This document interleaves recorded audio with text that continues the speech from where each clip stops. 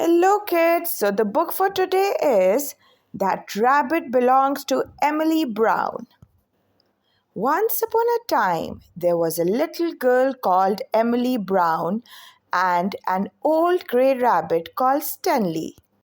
One day, Emily Brown and Stanley were launching themselves into outer space to look for alien life forms when there was a rat-a-tat-tat at the kitchen door. It was the chief footman to the Queen. He said, "The Queen has very kindly noticed your rabbit. She would like to have the bunny bunny. In return, she offers this brand new golden teddy bear." Emily Brown looked at the Queen's teddy bear. It was stiff and new and gold and horrible. It had staring eyes and no smile at all. "No, thank you," said Emily Brown. "This rabbit is not for sale, and his name isn't Bunny Wunny, it's Stanley." And Emily Brown politely shut the door. An hour or so later, Emily Brown and Stanley were riding through the Sahara Desert on their motorbike when there was a rat-a-tat-tat at the garden door. It was the army.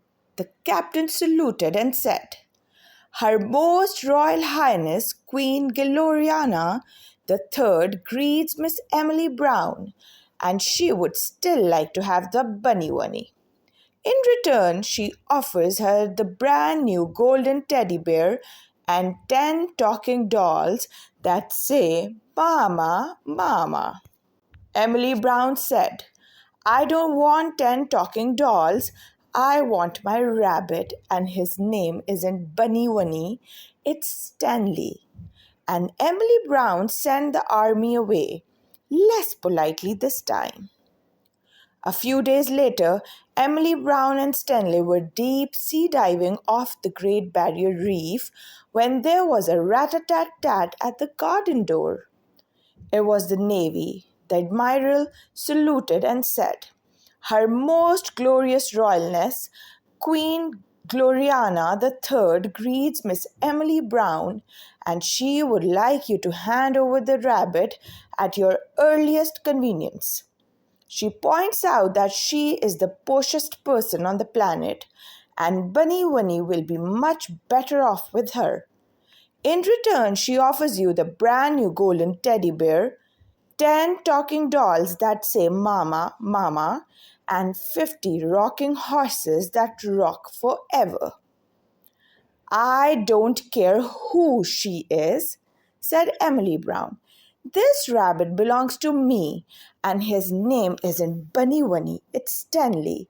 And she sent the Navy away. A few weeks later, Emily Brown and Stanley were climbing through the Amazon rainforest when there was a rat-a-tat-tat at the garden door. It was the Air Force. The wing commanders saluted and said, "Her Excellence, the Most Mighty Queen Gloriana III greets Miss Emily Brown and says she must have the bunny bunny right now, or she will not answer for the consequences. In return, she will give her a brand new golden teddy bear, 10 talking dolls that say 'Mama, Mama,' and 50 rocking horses that rock forever, and all the toys she could ever desire." Now Emily Brown was fed up. She sent the Air Force away and pinned a big notice on the garden gate that read, "This rabbit is not for sale, and his name is not Bunny Wunny, it's Stanley. Emily Brown." A few months later, Emily Brown and Stanley were lying fast asleep in bed, dreaming of all the adventures they would have the next day, when there was absolutely no noise at all at the door, or the gate, or the window. Silently in crept the Queen's special commandos. Shh! And they stole the rabbit that belonged to Emily Brown. When Emily Brown woke up the next morning, for the first time in her life, there was no Stanley. Emily Brown was so cross. She knew just what had happened. She marched straight up to the palace on the hill. She knocked on that naughty queen's front door. Rat-a-tat-tat. Emily Brown ran into the palace, and there was the naughty queen, crying like anything. The first thing she said was, "Thank goodness you have come, Emily Brown. There's something wrong with Bunny Wunny." There was indeed something wrong with Stanley. That silly naughty queen had put him in the royal washing machine all night, and he'd come out an odd pink color. The royal dressmakers had stuffed him full of stuffing, so he wasn't flippy floppy anymore. And worst of all, they had sewn up his mouth where Emily Brown had picked it away. And Stanley wasn't smiling anymore. Stanley was miserable. "Oh, Emily Brown, Emily Brown, is there anything you can do?" asked the Queen. "There certainly is," said Emily Brown. "I shall take Stanley home." The Queen started crying harder than ever. "I have all the toys in the world, but none as nice as Stanley." Emily Brown felt sorry for that silly queen. So she went to the royal toy cupboard and she took down that brand new golden teddy bear and she placed it on the queen's lap.